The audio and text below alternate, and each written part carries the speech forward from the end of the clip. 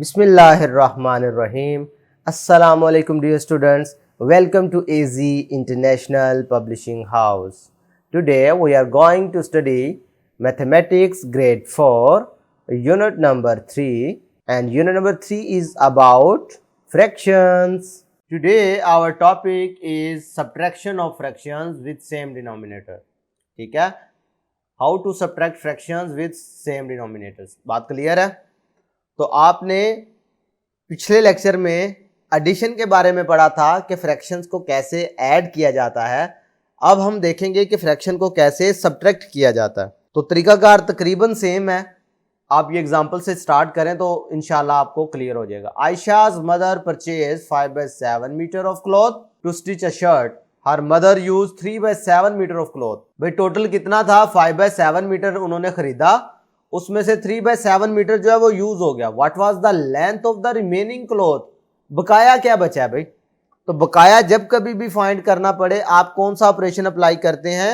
आप subtraction apply करते हैं. तो इधर भी आपको सब्ट्रैक्शन अप्लाई करनी पड़ेगी. तो रूल इसका भी वही है जो आपने एडिशन के केस में पढ़ा था. सिंपल करना क्या है, उधर आप ऊपर वाली टर्म्स को यानी न्यूमरेटर्स को ऐड करते थे, इधर न्यूमरेटर्स को आपने सब्ट्रैक्ट करना है, डिनोमिनेटर वो ही रहेगा. देखो जी 5 - 3 था तो 5 - 3 ऊपर लिख लिया, डिनोमिनेटर वही रहा. 5 - 3 करो तो आंसर 2 आता है, डिनोमिनेटर वही रहा.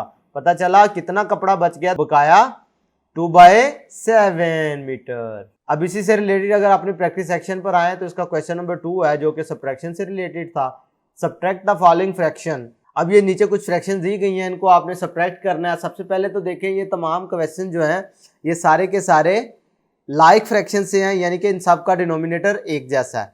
तो अगर आप बात करो डिनोमिनेटर एक जैसा हो तो क्या करते हैं? डिनोमिनेटर एज इट इज आ गया और ऊपर वाले जो न्यूमरेटर है उनको सब्ट्रैक्ट कर दोगे. 11 - 5 करोगे तो आंसर 6/17 आंसर आ गया. आसान ही है ना. पार्ट बी देखें. 29 है डिनोमिनेटर में, वो एज इट इज रहेगा. ऊपर 25 था और 21 था तो उनको सब्ट्रैक्ट कर दो.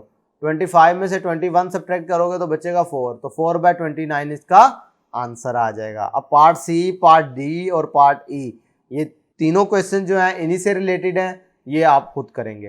पार्ट एफ में अगर आप देखो तो अब 3 फ्रैक्शंस हो गई हैं, तो बिल्कुल परेशान नहीं होना. 3 फ्रैक्शंस है तो फिर क्या हुआ? 18 एज इट इज यानी डिनोमिनेटर वही रहेगा और न्यूमरेटर को सब्ट्रैक्ट कर देंगे. 11 - 3 - 2. तो करो जी. 11 में से पहले 3 लेस करोगे तो बचेगा 8. 8 में से 2 लेस करोगे तो बचेगा 6. तो 6/18 आ गया. तो इसको आप सिंप्लीफाई करना चाहते हैं तो 6 पे डिवाइड कर दें टोटल को. भाई 6 पे डिवाइड करोगे ऊपर 1 बचेगा नीचे 3. तो ये हमारे पास इसकी सब्ट्रैक्शन का आंसर आ जाएगा. इसी तरीके से प्यारे बच्चों आप पार्ट जी कर सकते हैं. पार्ट जी की बात करो तो 31 एज इट इज नीचे आ जाएगा, ऊपर से वैल्यूज सब्ट्रैक्ट हो जाएंगी, यानी जो न्यूमरेटर में वैल्यू है वो सब्ट्रैक्ट हो जाएंगी. 17 में से 10 लेस करो, क्या बचा? 7. 7 में से 2 लेस करो तो बचा 5. 5/31. बात क्लियर है? तो ये इसका डिफरेंस आया. अब ये क्योंकि आगे रिड्यूसेबल नहीं था इस वजह से मैंने इसकी लोएस्ट फॉर्म नहीं बनाई, यही लोएस्ट फॉर्म कहलाएगी. क्लियर है? अब पार्ट एच इसी से रिलेटेड है, ये आप लोग खुद करेंगे. पार्ट आई देखें. इसमें देखो तो 100 आ रहा है तो 100 डिनोमिनेटर में एज इट इज लिख लो, ऊपर वाली वैल्यू सब्ट्रैक्ट कर लो. 55 - 20 - 18. तो इनमें से लेस करते जाओ.